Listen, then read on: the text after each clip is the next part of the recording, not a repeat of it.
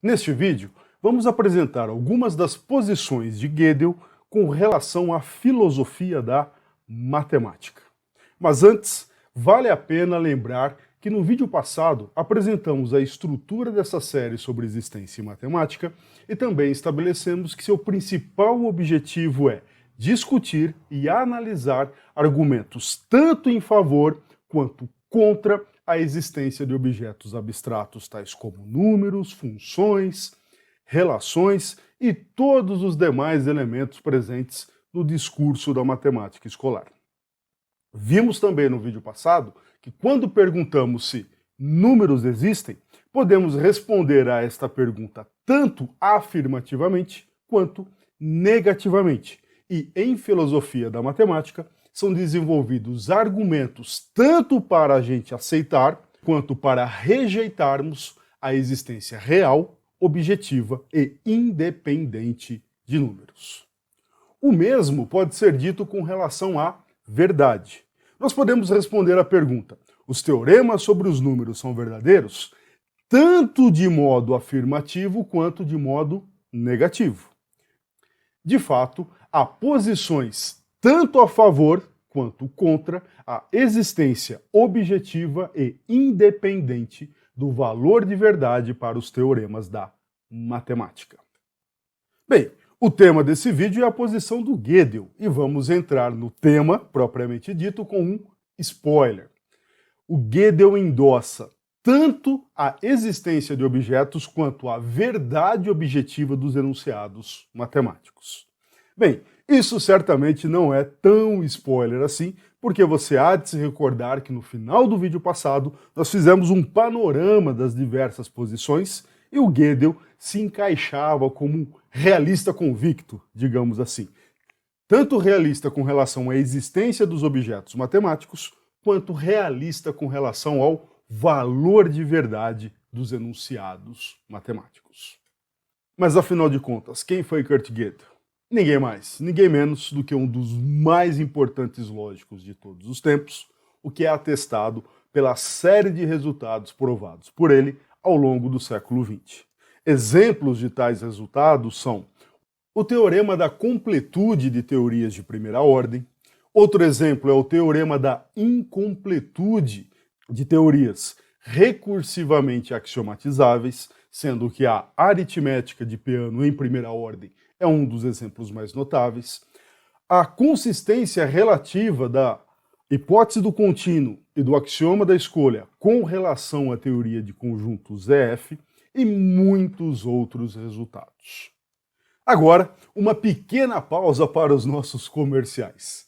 Se você ainda não viu, não deixe de ver a excelente série feita pelo Alfredo, aqui mesmo no canal, sobre o teorema da incompletude da aritmética, provado por Gödel na década de 30 do século passado e com link aqui no cartão que irá aparecer acima. Muito bem, chega de autopropaganda, vamos voltar ao tema do vídeo, a existência de objetos abstratos. Gödel era, como já afirmei, um realista convicto. Os objetos da matemática possuem existência real, objetiva e independente de nós, seres humanos. Neste e no próximo vídeo, nós vamos analisar algumas das opiniões expressas por ele em dois artigos. O primeiro é de 1944 e suas opiniões são apresentadas às vezes em apoio e na maioria das vezes em oposição a algumas das ideias de Bertrand Russell acerca da existência de classes e de conceitos. O segundo artigo é de 1964 e nele Gödel discute o papel da hipótese do contínuo no universo matemático e faz uma das afirmações mais conhecidas e mais controversas acerca do papel da intuição para a apreensão dos objetos matemáticos e a apreensão das propriedades desses objetos. Bora tentar entender como que isso funciona? Bora lá! Bem, um modo de começarmos a entender a disputa do Gödel com Russell é através das definições impredicativas. Uma definição impredicativa é aquela que, ao definirmos um objeto, por exemplo, um conjunto ou uma classe, nós fazemos referência, evocamos, mencionamos o objeto, o conjunto ou a classe que está sendo definida. Exemplos bastante populares de definições impredicativas são as definições de supremo e de ínfimo, de um subconjunto não vazio de números reais. Caso você nunca tenha visto falar de ínfimo e supremo e esteja curioso ou curiosa, no final do vídeo, após os créditos, nós apresentamos uma definição em detalhes da noção de supremo.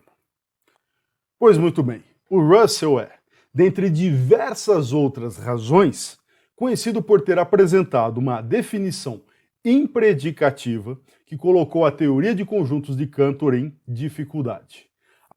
A famosa classe formada por aqueles indivíduos que não são elementos da classe.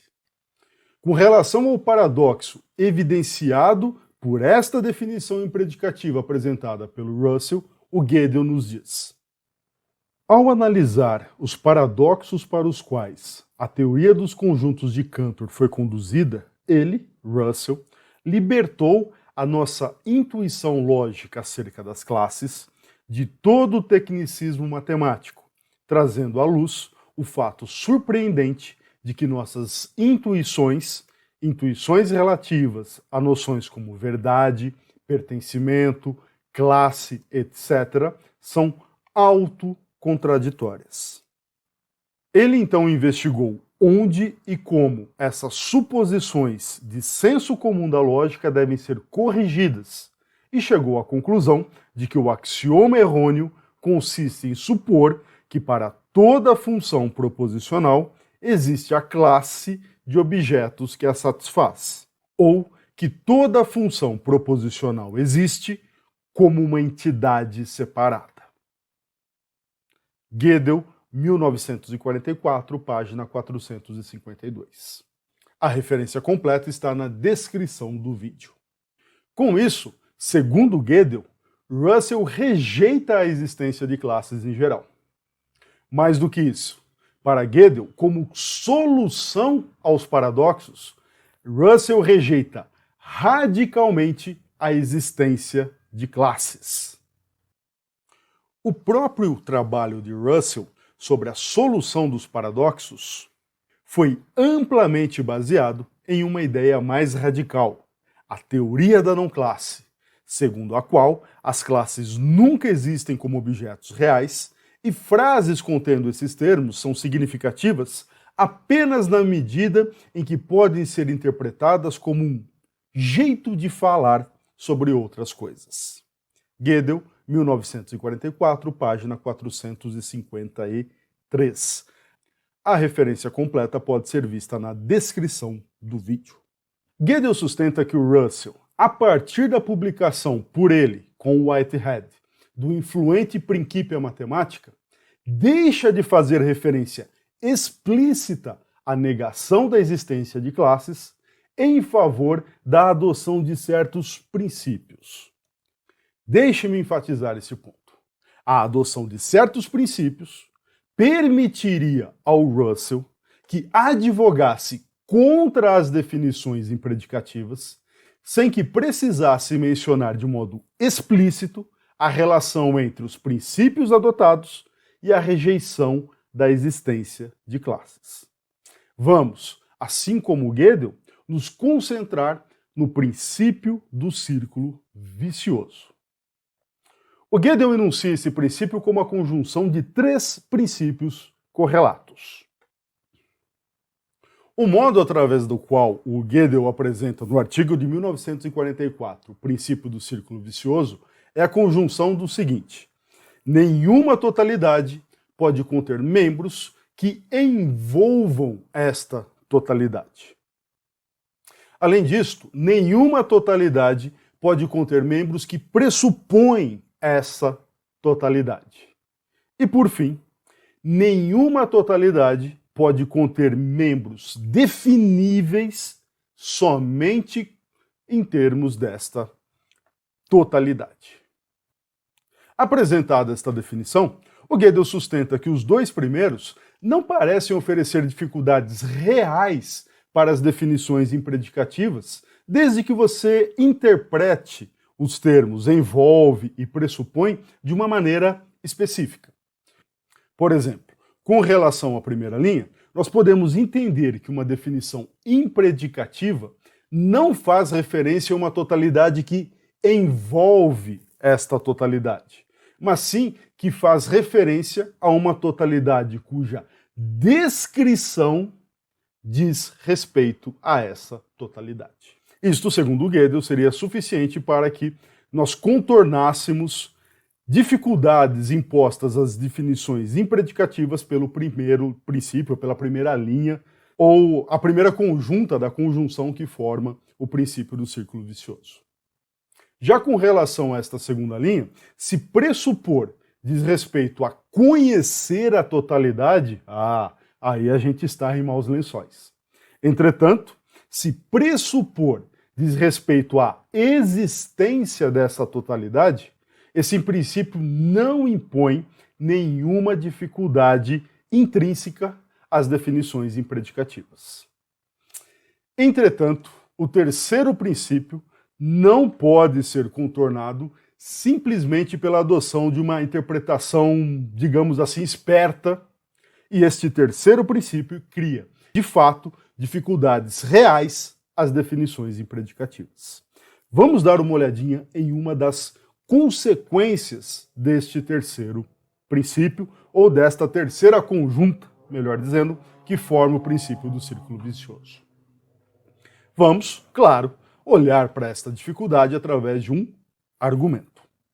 Esse argumento terá uma consequência devastadora para a matemática, e a premissa dele é a seguinte: nenhuma totalidade pode conter membros definíveis somente em termos desta totalidade. Ou seja, a premissa é a terceira conjunta que acabamos de discutir. Pois muito bem, um argumento pode se dar nos seguintes moldes.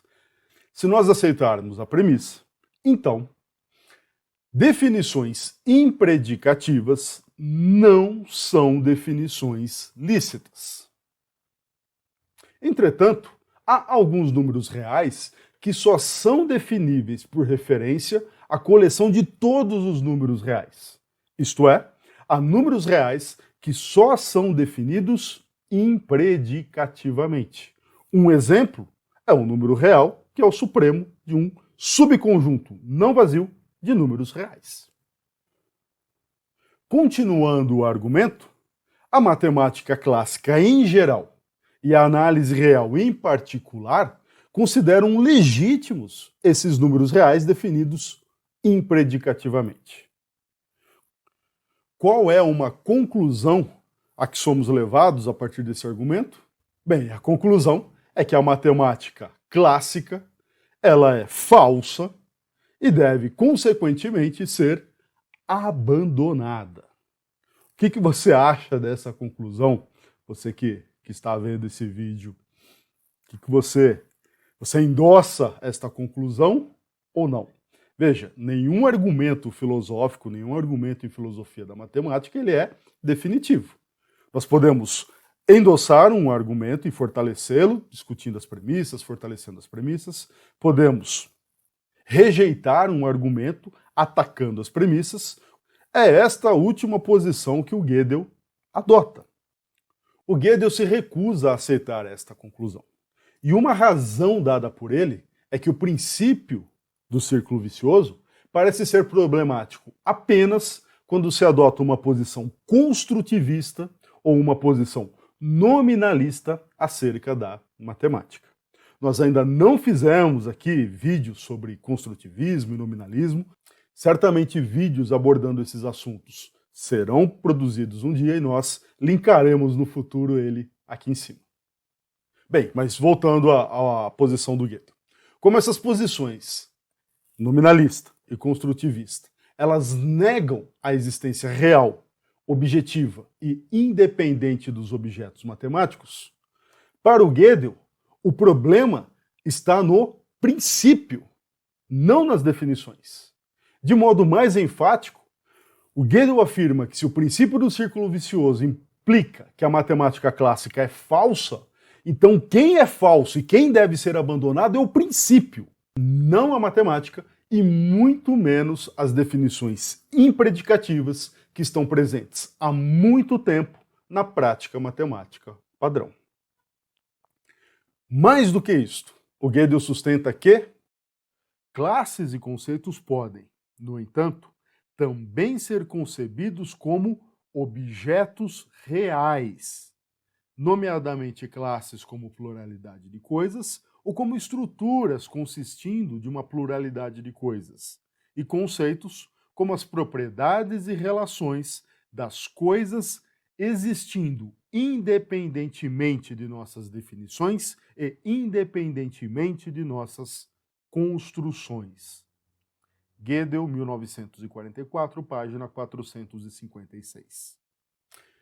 Se você tem alguma simpatia pelas posições expressas nesta última citação, talvez você se pergunte o seguinte: bem, se as classes, conceitos e objetos matemáticos podem ser concebidos como objetos reais, como Gödel explica nosso acesso epistemológico e nosso acesso ontológico a tais objetos? A explicação dada pelo Gödel é bastante controversa e este é um assunto para o nosso próximo vídeo. A você que chegou até aqui, muito obrigado por ter assistido o vídeo até o final. Lembre-se que tem mais um pedacinho depois, definindo o Supremo. Caso tenha alguma dúvida, alguma sugestão ou alguma crítica, use a área de comentários do vídeo. A você que fica por aqui, um forte abraço, até a próxima e tchau. Muito bem, sem mais delongas, vamos falar do Supremo de um conjunto de números reais. Para falarmos do Supremo, precisamos antes falar das cotas superiores desse conjunto. E antes de falar das cotas superiores, eu preciso deixar aqui o meu agradecimento ao professor João Marcos, da Federal do Rio Grande do Norte. A primeira versão que eu havia subido deste vídeo continha um erro na explicação da impredicatividade do Supremo. O João Marcos percebeu, gentilmente me escreveu, e agora eu subo a versão corrigida. Claro, qualquer erro que permaneça é de responsabilidade única e exclusivamente minha. E vou aproveitar, deixar linkado acima uma série de vídeos do professor João Marcos sobre álgebra, lógica e computação. Se você gosta desses assuntos, não deixe de conferir a série de vídeos por ele produzida. Pois muito bem, comecemos definindo o que é uma cota superior.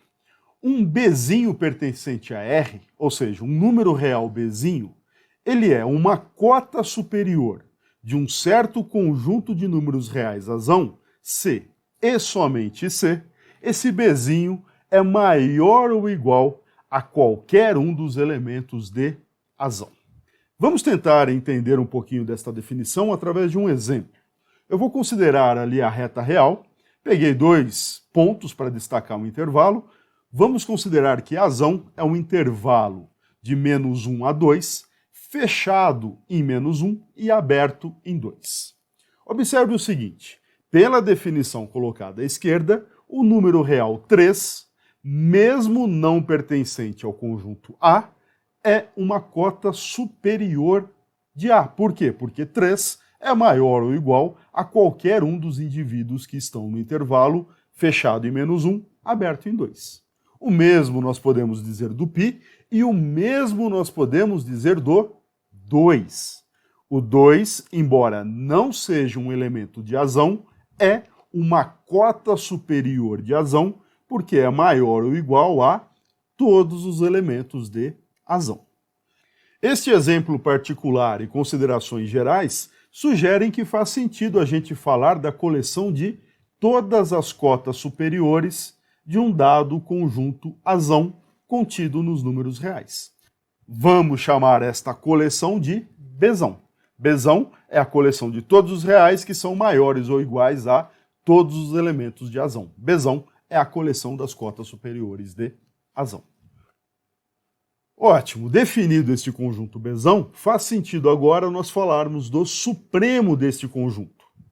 O supremo de razão é nada mais, nada menos do que a menor das cotas superiores de razão.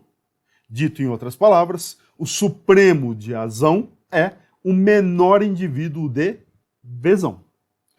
Para tentar elucidar o caráter impredicativo do supremo, vamos considerar a seguinte coleção S. A ideia é que S é o conjunto de todos os números reais que cumprem a condição de ser supremo do conjunto azão.